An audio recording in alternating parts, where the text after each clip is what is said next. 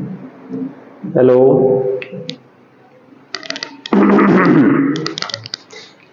Hello, अस्सलाम वालेकुम। मैं हूं शाकिर हुसैन और आज हम डिस्कस करने जा रहे हैं कम्बिनेशन ऑफ कैपेसिटर्स को। इलेक्ट्रोस्टैटिक्स के अंदर कैपेसिटर्स का टॉपिक हम काफ़ी डिटेल से डिस्कस कर रहे हैं। आपको पता है प्रीवियस लेक्चर में हमने कैपेसिटर को और capacitance of a parallel plate capacitor को डिस्कस किया। आज हम डिस्कस करेंगे कम्बिनेशन ऑफ कैपेसिटर्स को। तो कम्बिनेशन ऑफ कैपेसिटर आपको पता है एक इंपॉर्टेंट कॉन्सेप्ट है कैपेसिटर्स की दुनिया में। तो कैपेसिटर्स के कॉम्बिनेशन में दो तरह के कॉम्बिनेशन हम डिस्कस करेंगे, एक सीरीज कॉम्बिनेशन और दूसरा पैरेलल कॉम्बिनेशन। वक्त जाया नहीं करते, बहुत आसान सा टॉपिक है, छोटा सा टॉपिक है, इसको देख लेते हैं। तो कैपेसिटर जो है, जब हम बात करते हैं सीरीज कॉम्बिनेशन की, तो इसमें हम एक लफ्ज बोलते हैं, क्वेश्चन में या तो लफ्ज लिखा होता है कि capacitors are connected in series, या डायग्राम बनी होती है, ठीक है, या फिर क्या काम होता है, या ये लफ्ज लिखा होता है capacitors are connected side by side. ठीक हो गया। तो अगर ये लफ्ज आ जाए, सीरीज लफ्ज आ जाए, या ऐसे डायग्राम में आपको लग रहा हो कि ये सीरीज में है, तो फिर आप सारी बातें वो जान जाएंगे जो अभी हम समझने वाले हैं। तो कौन सी बातें? एक बात तो आपको पता है, Q बराबर होता है CV के, ठीक है, ये फॉर्मूला हमने पढ़ा। अब जरा एक बात बता दीजिए, सीरीज में आप मैट्रिक से पढ़ते आ रहे हैं कैपेसिटर्स को, तो मैट्रिक में आपने ये बात, अगर आप मैट्रिक के स्टूडेंट हैं फिर भी ये आसान बात है। तो कैपेसिटर जो है उसके अंदर जब सीरीज में लगे हो तो कौन सी चीज कांस्टेंट रहती है? सर सीरीज में चार्ज सेम रहता है। कौन सेम रहता है? चार्ज, यानी कि Q1 बराबर होगा Q2 के, बराबर होगा Q3 के। ठीक हो गया। अगर इस बैटरी का वोल्टेज V है तो इन तमाम कैपेसिटर्स के क्रॉस जो चार्ज स्टोर होगा, जहां लेट्स सपोज ये प्लस Q प्लेट है और इस पे माइनस, इस तरह से प्लस माइनस प्लस माइनस। ठीक हो गया। तो एक प्लेट पर पॉजिटिव चार्ज और दूसरी प्लेट पर नेगेटिव चार्ज डिपॉजिट होता जाएगा। अब चार्ज क्या रहेगा? इसमें सेम रहेगा। अब डिफरेंट क्या होगा? सर वोल्टेज डिफरेंट होगा। कितना डिफरेंट होगा? ये जो टोटल वोल्टेज है ना बैटरी का, ये इन सारे कैपेसिटर के क्रॉस डिवाइड हो जाएगा। हम लिखते हैं इसको V1 plus V2 plus V3। ठीक हो गया जी। अब V इक्वल टू क्या होता है? यहां से निकालें, V equal to Q over C। तो यहां मैं अगर पुट कर दूं Q over C equal to Q1 over C1 plus Q2 over C2 plus Q3 over C3। ठीक हो गया। अब आपको एक बात पता है, चार्ज सब में क्या रहना है? सेम रहना है। तो मैं इसको क्या देता हूं? Q कह देता हूं। ठीक हो गया। और यहां जो कैपेसिटेंस है वो इक्विवेलेंट कैपेसिटेंस होगी, इसको मैं CE कह देता हूं। तो दोनों तरफ आप समझ सकते हैं कि ये जो Q है ये कैंसिल हो जाएगा। ठीक हो गया। यहां से Q कॉमन लेके हमने कैंसिल कर दिया। तो अब आपके पास इक्विवेलेंट कैपेसिटेंस का फॉर्मूला आ गया, C equivalent equal to 1 over C1 plus 1 over C2 plus 1 over C3। ठीक हो गया जी। ये फॉर्मूला आ गया इक्विवेलेंट कैपेसिटेंस निकालने का। अच्छा, अगर दो कैपेसिटर हो, फॉर टू कैपेसिटर्स, ठीक हो गया। कितने कैपेसिटर्स के लिए? टू कैपेसिटर्स के लिए। अगर दो कैपेसिटर्स आ जाए ना सीरीज में लगे हुए, तो उसकी इक्विवेलेंट कैपेसिटेंस निकालने का फॉर्मूला याद रखिए, C इक्विवेलेंट बराबर आ जाएगा C1 C2 over C1 plus C2। अब ये फॉर्मूला कैसे आया? ये फॉर्मूला भाई दो होगा तो उनका एलसीएम लेके फिर उसको बाद में सॉल्व करके इन्वर्ट कर दिया गया। अब डायरेक्ट इससे भी कर सकते हैं अगर दो कैपेसिटर्स हो, लेकिन शॉर्टकट डायरेक्ट मैंने बता दिया क्योंकि समटाइम एलसीएम लेना मुश्किल हो जाता है। ठीक हो गया। अब इसके बाद ना एक बड़ी इंपॉर्टेंट बात, और वो इंपॉर्टेंट बात क्या है कि जो इसकी इक्विवेलेंट कैपेसिटेंस है ना सीरीज के केस में, उसको हम बोलते हैं मिनिमम कैपेसिटेंस, यानी कि C इक्विवेलेंट बराबर क्या होगी? C minimum. अब C मिनिमम जब हम कह रहे हैं तो इस पे जितने भी कैपेसिटर्स हैं, लेट्स सपोज ये 3 माइक्रोफैरड का है, ये 4 माइक्रोफैरड का है और ये 5 माइक्रोफैरड का है। ठीक है। तो अब ये जो C मिनिमम होगी ना, इनकी जब आप इक्विवेलेंट कैपेसिटेंस निकालेंगे तो वो इस सबसे जो स्मॉलेस्ट कैपेसिटर है उसकी कैपेसिटेंस से भी कम होगी, यानी कि C minimum is less than, is always less than C smallest. ठीक हो गया जी। ये बात आपने याद रखनी है और भूलनी नहीं है। और for N identical identical capacitors. अगर आपके पास n number of identical capacitors है, आइडेंटिकल कैपेसिटर्स का क्या मतलब हुआ, यानी कि जिनकी कैपेसिटेंस सेम है, तो उसके लिए फॉर्मूला क्या हो जाएगा इक्विवेलेंट कैपेसिटेंस निकालने का, तो आप याद रखिए C इक्विवेलेंट आ जाएगा C/n, या इसको हम C मिनिमम भी बोलते हैं, याद रखना है आपने, भूलना नहीं है दोनों बातें, C इक्विवेलेंट कहते हैं या C मिनिमम कहते हैं। अब यहां से एक बात याद रहे, किसके क्रॉस वोल्टेज ज्यादा ड्रॉप होगा, तो वो ये फॉर्मूला आपको बताएगा। हमने पढ़ा ना C इज इक्वल टू क्या होता है, Q/V, C is equal to क्या आ गया, Q/V। अब इसमें सेम क्या चीज है, इसमें कांस्टेंट क्या चीज है, आप कहेंगे सर ये चार्ज सेम है, जब ये सेम है तो C और V में क्या आ जाएगा, इनवर्स रिलेशन आ जाएगा, तो जिसकी कैपेसिटेंस ज्यादा होगी उसके क्रॉस वोल्टेज क्या होगा, कम ड्रॉप होगा। ठीक हो गया, तो ये बात आपने याद रखनी है। अब इसके बाद ना हम इसको देख लेते हैं पैरेलल कॉम्बिनेशन ऑफ कैपेसिटर्स को। अब पैरेलल कॉम्बिनेशन ऑफ कैपेसिटर में क्या होता है, तीन कैपेसिटर फर्ज कर लेते हैं, ये तीनों ना हमने पैरेलल लगा दिए, पैरेलल या दूसरा लफ्ज क्या लिखा होगा, are connected face to face, ठीक है, फेस टू फेस कनेक्टेड है, तो ये क्या कैपेसिटर बन जाएंगे, ये पैरेलल कैपेसिटर्स कहलाएंगे, और इनकी एक जो पॉजिटिव टर्मिनल के साथ प्लेट अटैच है उस पर पॉजिटिव चार्ज आ जाएगा और दूसरी पर कौन सा आ जाएगा, नेगेटिव, एक पर पॉजिटिव एक पर नेगेटिव। ठीक हो गया। अब यहां पर क्या चीज सेम रहती है जी, अब आप एक बात जानते हैं कि ये देखें पॉजिटिव टर्मिनल ना बैटरी का डायरेक्ट हर एक के साथ कनेक्ट है, और नेगेटिव टर्मिनल भी बैटरी का डायरेक्ट हर नेगेटिव टर्मिनल यानी कि लेफ्ट साइड वाले फेस के साथ कनेक्ट है। तो इसका मतलब हुआ यहां सेम कौन रहेगा, V सेम रहेगा, V1 बराबर होगा V2 बराबर होगा V3, और ये सब किसके बराबर होंगे, V के, बैटरी के वोल्टेज के बराबर होंगे। ठीक हो गया।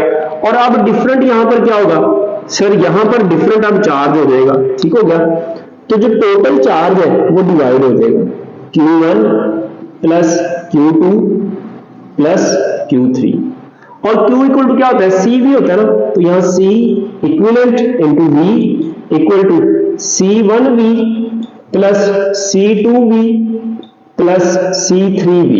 सर आप V1 क्यों नहीं लिख रहे, V1 क्यों नहीं लिखा, V2 क्यों लिखा, V3, भाई ये सारे V ही तो है। तो अब देखो सब में से यहां से राइट से V कॉमन आ गया और इस V से कैंसिल हो जाएगा, मैं डायरेक्ट कैंसिल कर रहा हूं, घबराइएगा नहीं। ठीक हो गया, तो C इक्विवेलेंट का फॉर्मूला क्या आ गया, इस केस में C इक्विवेलेंट आ जाएगा C1 plus C2 plus C3। तो अब आपने एक बात याद रखनी है कि जब कैपेसिटर्स पैरेलल में अटैच होंगे ना, तो उनकी इक्विवेलेंट कैपेसिटेंस निकालने के लिए उन सब की कैपेसिटेंस को जस्ट ऐड कर देना आपने। ठीक हो गया। अब यहां एक और बात याद रखिएगा, यहां पर जो इक्विवेलेंट कैपेसिटेंस है ना, वो जो ग्रेटेस्ट कैपेसिटेंस वाला कैपेसिटर होता है उसकी कैपेसिटेंस से भी ज्यादा होती है। क्या मतलब सर, समझ नहीं आई बात। देखिए भाई, फर्स्ट कर लेते हैं, ये 3 माइक्रोफैरड का कैपेसिटर है, इसकी कैपेसिटेंस 3 माइक्रोफैरड है, इसकी जो कैपेसिटेंस है वो कर लेते हैं 4 और इसकी कर लेते हैं 5। अब जो C इक्विवेलेंट आएगा ना, उसकी कैपेसिटेंस देखें, अगर C इक्विवेलेंट निकालें तो कितनी होगी इस केस में, C इक्विवेलेंट निकालें जरा, तो C इक्विवेलेंट आपके पास आ जाएगी C1 plus C2 plus C3, 3 plus 4 7 plus 5 12। अब ये 12 इस ग्रेटेस्ट से भी ज्यादा है ना, 5 से भी ज्यादा है, तो यहां से फिर आप ये बात समझेंगे C equivalent is equal to, इसको हम नाम देंगे C मैक्सिमम का। पैरेलल में कैपेसिटर्स कनेक्टेड है, और अगर आपसे कहे कि भाई इसकी C मैक्सिमम निकालें तो आप समझ जाएंगे ये इक्विवेलेंट कैपेसिटेंस की बात कर रहा है, और अगर C मिनिमम बोले तो आप समझ जाएंगे ये इक्विवेलेंट कैपेसिटेंस है, लेकिन ये किस केस में है, ये सीरीज के केस में। ठीक हो गया। अब C इक्विवेलेंट बराबर है C मैक्सिमम, और ये ग्रेटर होगी किससे, C ग्रेटेस्ट से, C ग्रेटेस्ट से। ठीक हो गया। तो जो सबसे लार्ज वाली कैपेसिटेंस वाला कैपेसिटर है उससे भी ज्यादा होगी। अब यहां से ना for N identical capacitors, for n number of identical capacitors, इनके लिए क्या कैपेसिटेंस हो जाएगी, तो इनके लिए कैपेसिटेंस देखिएगा, इनके लिए बहुत आसान फॉर्मूला है, C इक्विवेलेंट बराबर हो जाएगी C मैक्सिमम कह दें आप इसको, ये बराबर हो जाएगी NC के। ठीक हो गया, किसके बराबर आ जाएगी, NC के। अब यहां से मैं आपसे एक क्वेश्चन पूछता हूं, MCQ ये है कि बताएं जल्दी से, what is the ratio of C maximum to C minimum, क्या होगी? तो आप बड़ी आसानी से बता देंगे सर C मैक्सिमम हमारे पास क्या है, NC है ना, NC ओवर C मिनिमम क्या है सर, C मिनिमम होता है C ओवर N सीरीज के केस में, तो यहां हमने लगा दिया C ओवर N। अब आप देख सकते हैं इस C से ये C गायब हो गया, ये N डिनोमिनेटर में भी नीचे, ये ऊपर जाके मल्टीप्लाई हो जाएगा इस N से, तो ये क्या बन जाएगा, ये आ जाएगा N स्क्वायर। ठीक हो गया, तो ये आंसर आ गया, ये आपने याद रखना है। अब ना मैं आपसे एक क्वेश्चन पूछता हूं, जगह हमारे पास दरमियान में बची हुई है, यहां मैं आपसे एक MCQ पूछ लेता हूं। MCQ बहुत आसान है। MCQ ये है, आपके पास ना इस तरह से एक कॉम्बिनेशन है, ये कॉम्बिनेशन है कैपेसिटर्स का,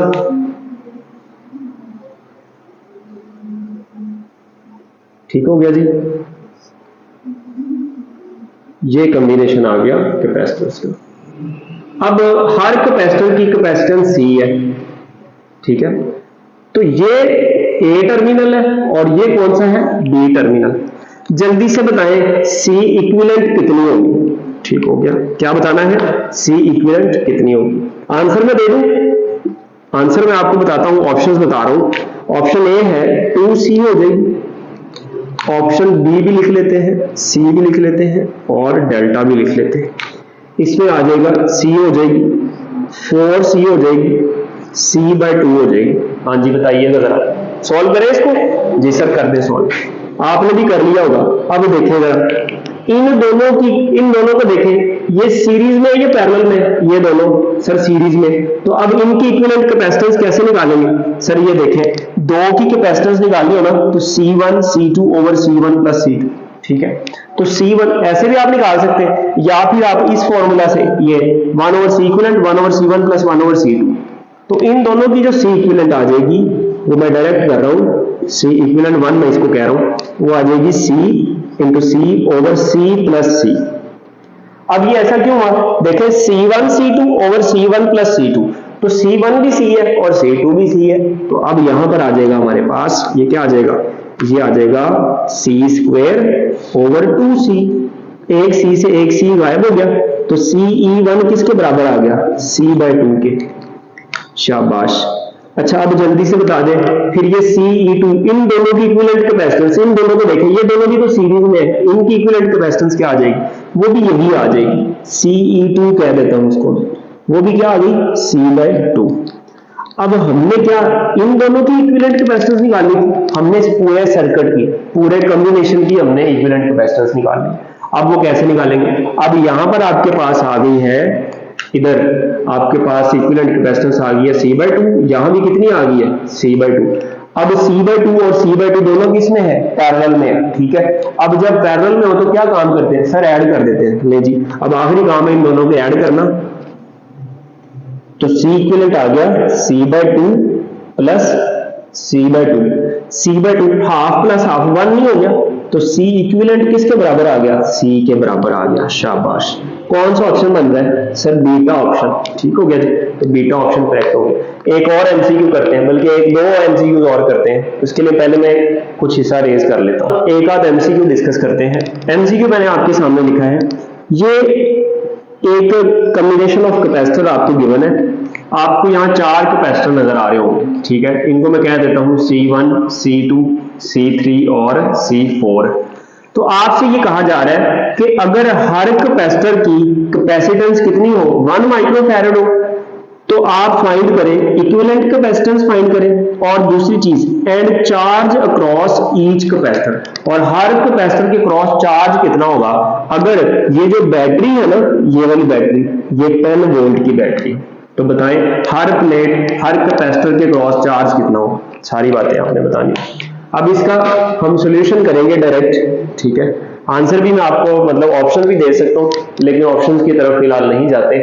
देखिए पहले हम निकालते हैं C इक्विवेलेंट, C इक्विवेलेंट की बात करते हैं। अब आप देखें A और B के क्रॉस निकालना है, तो ये देखिए ये तीनों जो है ना, ऐसे ये तीनों C1 C2 और C3, ये तीनों क्या है, सीरीज में लगे हुए ना, ठीक है, ये सीरीज में देखें ऐसे, यहां ये दो पॉइंट हो जाएंगे ना, एक आपके पास ये पॉइंट हो जाएगा और एक ये पॉइंट, इन दोनों पॉइंट्स को जब देखेंगे तो ये तीनों सीरीज में आ गए। अब ये तीनों सीरीज में, तो सीरीज में इनकी इक्विवेलेंट कैपेसिटेंस निकालने का फॉर्मूला क्या होता है, अभी हमने सीखा 1/C1 plus 1/C2 plus 1/C3। अब यहाँ वैल्यूज पुट कर दें, तो 1/C, इसको मैं ना E1 कह देता हूं, ठीक है, CE1 बराबर आ जाएगा 1 कितना है, 1 माइक्रोफैरड प्लस 1/1 प्लस 1। अब इनका एलसीएम क्या आ जाएगा, आप कहेंगे सर 3 आ जाएगा टोटल, एलसीएम क्यों निकाल रहे हैं भाई, मेरी बात सुने, ये ऊपर 1 नंबर है, नीचे है माइक्रोफैरड, माइक्रोफैरड, माइक्रोफैरड, क्या ये 1/1 करके हम इसको ऐसे कर सकते हैं, 1 प्लस 1 प्लस 1 3? तो आप भाई गलत सोच रहे हैं। अब यहां देखें, इसका एलसीएम निकालना पड़ेगा, इसका एलसीएम क्या आ जाएगा, 1 माइक्रोफैरड, ठीक है, ये यूनिट साथ लिखते रहे ताकि आप भूले ना।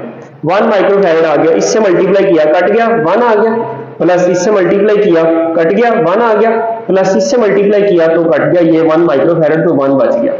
अब ये आ जाएगा 3/1 माइक्रोफैरड, ठीक हो गया, और ये 1/C इक्विवेलेंट 1 है।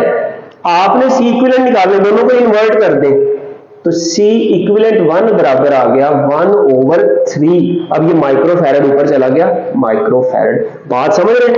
देखिए चीजों को कंफ्यूज नहीं करना बड़े ध्यान से, यहां आप बहुत बड़ी गलती कर सकते थे लेकिन मैंने आपको बचा लिया। अच्छा, डेफिनेटली उस्ताद यही काम करते हैं, अपने बच्चों को हमेशा बचाते हैं, गलतियों से भी बचाते हैं और मुसीबतों से भी बचाते हैं। अब देखें C इक्विवेलेंट हमने ये निकाल ली, अब ये कॉम्बिनेशन कैसा बन जाएगा जरा एक नजर देखिएगा। मैं यहां ना एक कैपेसिटर बना देता हूं इस तरह से। अब ये कॉम्बिनेशन, ये जो कॉम्बिनेशन है, लेट्स सपोज इसको मैं यूं कर देता हूं, ये कॉम्बिनेशन कुछ इस तरह का नहीं बन गया, देखिएगा जरा, ऐसे ही है ना, क्या नहीं, बिल्कुल सर ऐसे ही है। अब देखें ये कितना है सर, ये 1/3 माइक्रोफैरड है ना, इन तीनों को सॉल्व करके ये बना, और ये कितना है, ये 1 माइक्रोफैरड है, इसको मैंने C4 का नाम दिया हुआ है। अब ये दोनों देखें, ये पैरेलल में है ना, तो पैरेलल में इक्विवेलेंट कैपेसिटेंस कैसे निकालते हैं सर, अभी आपने सिखाया C इक्विवेलेंट बराबर होता है C1 प्लस C2, तो C1 इस केस में ये 1/3 है, 1/3 प्लस, और ये कितना है सर 1, ठीक हो गया, तो 3 1 सर 3 प्लस 1 सर 4, 4/3 माइक्रोफैरड। तो आपके पास ये इक्विवेलेंट कैपेसिटेंस आ जाएगी, ठीक हो गया, इक्विवेलेंट कैपेसिटेंस आ गई। अब क्या निकालना है सर, अब हमने निकालना है हर कैपेसिटर के क्रॉस चार्ज। तो अगर आपने हर कैपेसिटर के क्रॉस चार्ज निकालना है तो पहले हम बात करते हैं charge across C1 C2 and C3। अब मैंने ऐसा क्यों कहा है, क्योंकि मुझे पता है C1 C2 और C3 सीरीज में, और जो सीरीज में होते हैं उनमें चार्ज सेम होता है। तो अब जब सीरीज में हो तो चार्ज निकालने का फॉर्मूला क्या है, अगर आपको याद हो सर, ये होता है Q equal to C equivalent into V। याद रहे जब सीरीज में होंगे ना कैपेसिटर, तो अब जो C पुट करेंगे वो इक्विवेलेंट पुट करेंगे, तो उनके केस में जो इक्विवेलेंट निकाली थी हमने 1 वाली निकाली थी। तो अब यहां पर वैल्यू पुट कर देते हैं, Q इक्वल टू आ गया C इक्विवेलेंट 1 कितनी निकाली है सर, ये रही 1/3 माइक्रोफैरड, 1/3 माइक्रोफैरड। तो माइक्रो की वैल्यू मैं पुट कर देता हूं 10⁻⁻⁶, ठीक है, और उसके बाद V कितना हमारे पास, V आ गया सर हमारे पास, ये सर्किट में गिवन है 10 वोल्ट, तो ये आ गया 10, तो ये आ जाएगा 10/3 माइक्रो कूलम। अब ये वोल्ट है ना, तो आपको पता है यहाँ फैरड है, तो फैरड वोल्ट किसके बराबर हो जाएगा, कूलम के, तो ये माइक्रो साथ वैसे ही आ गया, ठीक है। अब इसको आपने यहां तक छोड़ना है तो यहां तक छोड़ दें, फर्दर सॉल्व करना है तो आपको पता है 3 3 9 3.33 आ जाएगा, 3.33 माइक्रो कूलम, ठीक हो गया। तो ये चार्ज है किसके क्रॉस, 1 के, 2 के और 3 के, सबके क्रॉस यही चार्ज है, इन तीनों के। अब अगला सवाल यह है कि C4 के क्रॉस कितना चार्ज है, तो अब अगली बात कर लेते हैं, चार्ज अक्रॉस C1, ठीक है, तो C1 के क्रॉस जो हमने, सॉरी C1 नहीं है C4 है, ठीक है। तो C4 के क्रॉस अगर हमने चार्ज निकालना है तो फॉर्मूला होगा Q4 equal to C4 into V। अब ये फॉर्मूला डायरेक्ट होता है, Q4 इक्वल टू C4 कितना सर 1 माइक्रो फैरड और V कितना सर 10 वोल्ट, ठीक हो गया।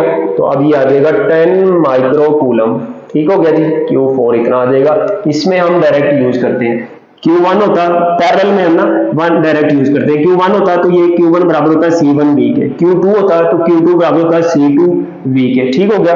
तो अब ये आपके पास आ गया इस उस वाले कैपेसिटर के क्रॉस चार्ज। अब मैं आपको ना एक एमसीक्यू देता हूं और ये एमसीक्यू आपने खुद सॉल्व करना है और मुझे बताना है कि आपने आंसर इसका निकाल लिया है कि नहीं निकाल लिया। अब ना आपके सामने इस तरह से 3 कैपेसिटर बने होंगे, ठीक है। ये 3 कैपेसिटर है और ये तीनों कैपेसिटर आपस में कुछ इस तरह से कनेक्टेड है, जरा ध्यान से समझिएगा, ठीक हो गया।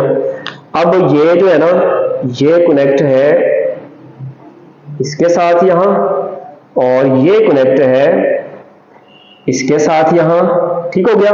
तो अब अगर ये हो, ये वाला कैपेसिटर हो 2 माइक्रोफैरड का, इसकी कैपेसिटेंस हो 3 माइक्रोफैरड और इसकी हो कितनी 5 माइक्रोफैरड। माइक्रोफैरड सबका यूनिट है, याद रखना है।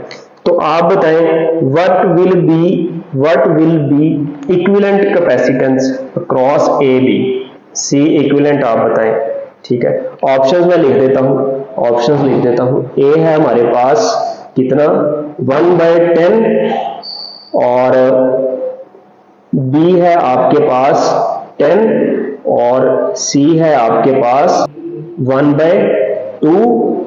अब आगे यूनिट सबका माइक्रोफैरड ही आएगा, ठीक है ना। और डी है आपके पास 0.2 माइक्रोफैरड, ठीक हो गया। सबका यूनिट माइक्रोफैरड आ गया। तो अब इसका आंसर आपने खुद बताना है, ये आपका असाइनमेंट क्वेश्चन है, इसको आपने नहीं भूलना। तो ये था हमारा आज का लेक्चर और मुझे उम्मीद है आपको ये लेक्चर समझ आया होगा। अपनी दुआओं में याद रखें। Thank you very much. Allah Hafiz.